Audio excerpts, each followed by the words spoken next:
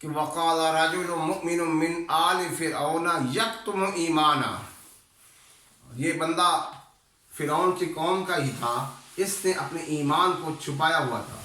کیا کہتے ہیں؟ گرج کے کہتے ہیں اتقتلون رجلا ان یقول ربی اللہ، کہ تم اس بندے کو قتل کرتے جو کہتا ہے میرا رب اللہ ہے۔ پھر اس کی دعوت، اس مومن کی دعوت قرآن میں پورا رکوع ڈیڑھ رکوع، کہ یہ بھی کہہ رہا یہ بھی کہہ رہا۔ کہتے ہیں پہلے ابراہیم علیہ السلام آئے، تم نے ان کے ساتھ بھی یہ کیا، اگر یہ سچا ہے تو اس کی بات مانو، اور اگر یہ جھوٹا ہے تو اللہ کیا یہ جواب دہ ہے۔ لہذا اس نے اتنی تبلیغ کی۔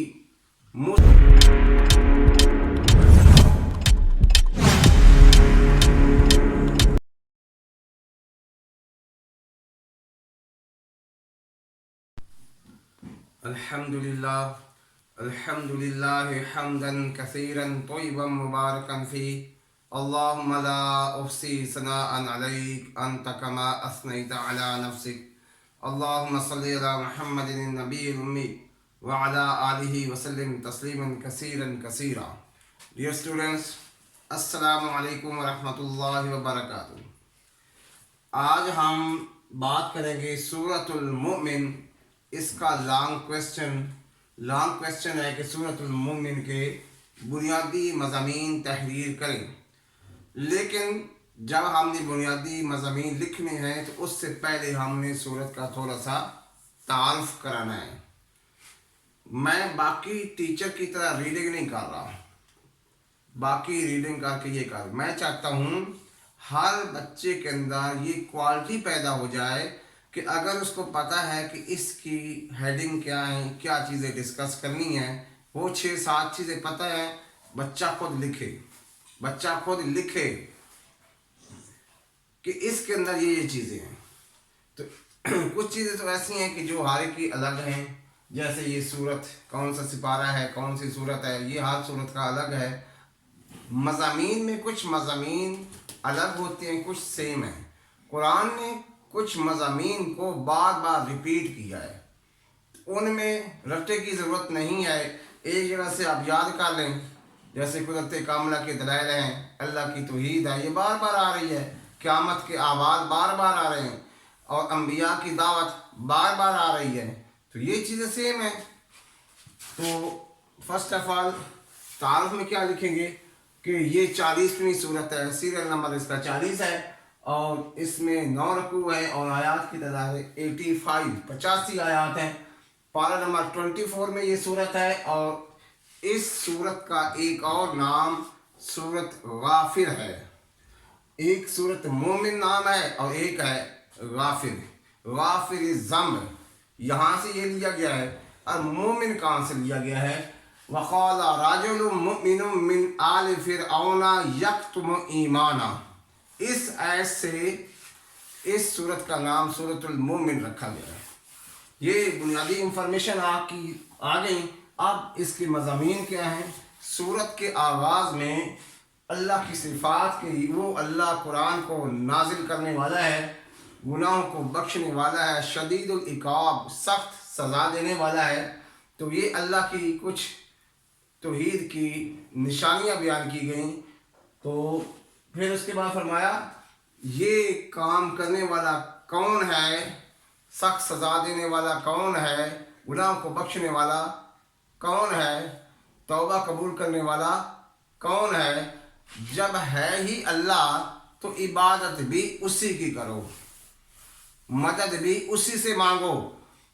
تو جب اللہ ہی یہ کرنے والا ہے تو اسی کے سامنے جھکو۔ یہ تھوڑی سی بات ڈسکس کرنے کے بعد آپ اگلی ہیڈنگ میں نے دی ہے کہ کافروں کی خوشحالی غلط فہمی ہے۔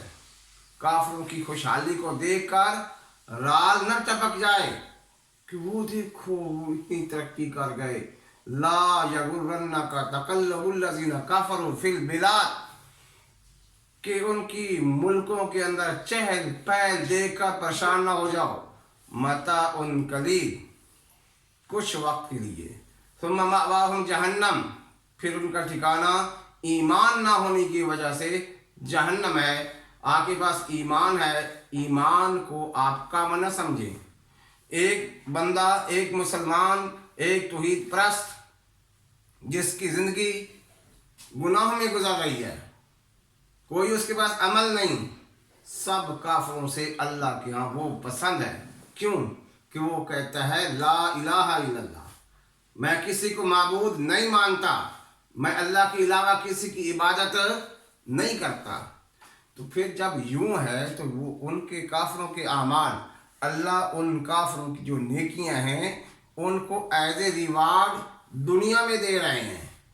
دنیا میں وہ عیاش پرست آسانی کی زندگیاں بسر کر رہے ہیں، لہذا اے ایمان والو ان کو دیکھ کر تم ان کی طرف نہ جھک جانا۔ ایک آیت میں آتا ہے اگر یہ خطرہ نہ ہوتا کہ تم لوگ ان کے دین پر چلے جاتے تو میں ان کے گھر، ان کی سیڑھیاں، ان کی چھتیں سونے کی بنوا دیتا، کیونکہ ان چیزوں کی اللہ کیا وقت ہے ہی نہیں، وقت ہے ایمان اور توحید کی۔ اچھا جی، انبیاء کی دعوت، انبیاء نے دعوت دی، نوح علیہ السلام دعوت دے رہے ہیں، باقی انبیاء نے دعوت دی تو لوگوں نے ناحق جھگڑا کیا۔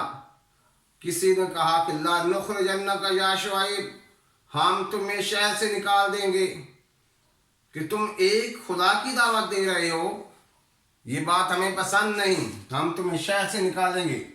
تو جنہوں نے ناحق جھگڑا کیا اللہ کی پکڑ آئی، اللہ نے ان کو تباہ و برباد کیا۔ یہ بات ڈسکس کریں۔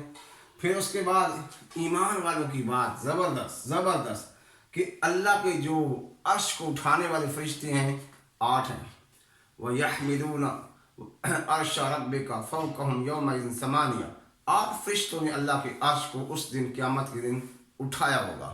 جو اللہ کے عرش کو اٹھانے والے فرشتے ہیں اہل ایمان کے لیے وہ دعائیں کر رہے ہیں، الَّذِينَ يَحْمِلُونَ الْعَرْشَ وَمَنْ حَوْلَهُ، جو اللہ کے عرش کو اٹھانے والے فرشتے ہیں اور جو اس کے ارد گرد باقی ہیں، کیا کہہ رہے ہیں؟ یُسَبِّحُونَ بِحَمْدِ رَبِّهِمْ، اللہ کی تسبیح بیان کر رہے ہیں، وَيُؤْمِنُونَ بِهِ، اور وہ اس اللہ پر ایمان بھی لاتے ہیں، اور کیا کرتے ہیں؟ وَيَسْتَغْفِرُونَ لِلَّذِينَ آمَنُوا، وَيَسْتَغْفِرُونَ لِلَّذِينَ آمَنُوا، اہل ایمان کے لیے وہ توبہ کر رہے ہیں، استغفار کر رہے ہیں۔ فرشتے ایمان کی بڑی قدر ہے اہل ایمان کے لیے۔ یستغفرون للذین آمنوا، وہ ایمان والوں کے لیے استغفار توبہ کر رہے ہیں فرشتے۔ اللہ اکبر۔ اور کیا کہتے ہیں؟ فاغفر للذین آمنوا، فاغفر للذین آمنوا، اے اللہ معاف کر دے ایمان والوں کو۔ فاغفر للذین تابوا، جو توبہ کر لیتے ہیں ان کو معاف کر۔ اور واتبعوا سبیلک، اور جو تیرے راستے پر چلتے ہیں، کہ اے اللہ جو توبہ کر لیتے ہیں تیرے سیدھے راستے پر آ جاتے ہیں، اللہ ان کو معاف کر دے۔ وقہم عذاب الجحیم، ان کو جہنم کے عذاب سے بچا لے۔ اگلی دعا سنو، کہتے ہیں اللہ ان کو، ان کے والدین کو جنت میں اکٹھا فرما دے، کہ جنت میں بھی یہ اکٹھے رہیں۔ فرشتے کہہ رہے ہیں اب ایک جنتی ہے وہ اوپر والے درجے پر ہے، اس کا ریلیٹیو نیچے والے درجے میں ہے، تو اللہ تعالیٰ ان کو نیچے والے درجے کو اپنی رحمت سے اس اوپر والے کے ایکول کر دیں گے انشاءاللہ۔ تو یہ ایمان والوں کے لیے دعائیں کون کر رہے ہیں؟ فرشتے کر رہے ہیں۔ تو اس کے بعد آپ نے ڈسکس کرنا ہے موسیٰ علیہ السلام اور فرعون کا قصہ۔ موسیٰ علیہ السلام دے رہے ہیں، جو اس آدمی کو دعوت دے رہے ہیں جو کہتا تھا کہ میں رب ہوں، اور موسیٰ علیہ السلام اللہ کی توحید ان کے سامنے بیان کر رہے ہیں اور اللہ سے دعا کر رہے ہیں۔ پھر اللہ نے اس کے حق میں ایک مومن کو کھڑا کیا جس کے نام پر اس سورت کا نام رکھا گیا ہے کہ وقال رجل مؤمن من آل فرعون یکتم ایمانا۔ یہ بندہ فرعون کی قوم کا ہی تھا، اس نے اپنے ایمان کو چھپایا ہوا تھا۔ کیا کہتے ہیں؟ گرج کے کہتے ہیں اتقتلون رجلا ان یقول ربی اللہ، کہ تم اس بندے کو قتل کرتے جو کہتا ہے میرا رب اللہ ہے۔ پھر اس کی دعوت، اس مومن کی دعوت قرآن میں پورا رکوع 1.5 رکوع کہ یہ بھی کہہ رہا ہے، یہ بھی کہہ رہا ہے. کہتے ہیں پہلے ابراہیم علیہ السلام آئے، تم نے ان کے ساتھ بھی یہ کیا. اگر یہ سچا ہے تو اس کی بات مانو، اور اگر یہ جھوٹا ہے تو اللہ کیا یہ جواب دے ہے. لہذا اس نے اتنی تبلیغ کی.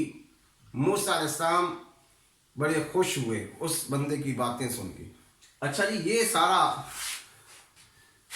مومن آدمی کا ذکر ہے، اور اسی نام سے اللہ نے سورت کا نام بھی سورت المومن، اس مومن والی سورت. پھر آخر میں توحید کے دلائل کہ آسمان کو کھڑا کرنے والا، آسمان سے رزق اتارنے والا. وَفِي السَّمَاءِ رِزْقُكُمْ، تمہارا رزق آتا ہے آسمان سے، زمین سے رزق نہیں آتا. کہاں سے آ رہا ہے رزق؟ آسمان سے. تو رزق دینے والا کون ہے؟ اللہ ہے. پھر اللہ فرماتے ہیں تمہارے آرام کے لیے رات بنائی، اور تمہارے کام کاج کے لیے دن بنائے. دن میں کام کرتے ہو، رات کو آرام کرتے ہو. تو یہ نعمتیں دینے والا کون ہے؟ وہ اللہ ہے. یہ بات آپ ڈسکس کریں. اور آخر میں جنہوں نے انبیاء کی دعوت کو جھٹلایا، ایمان نہیں لائے، آخر میں ان کے ساتھ کیا سلوک کیا جائے گا؟ ہتھکڑیاں، بیڑیاں، تپتی آگ.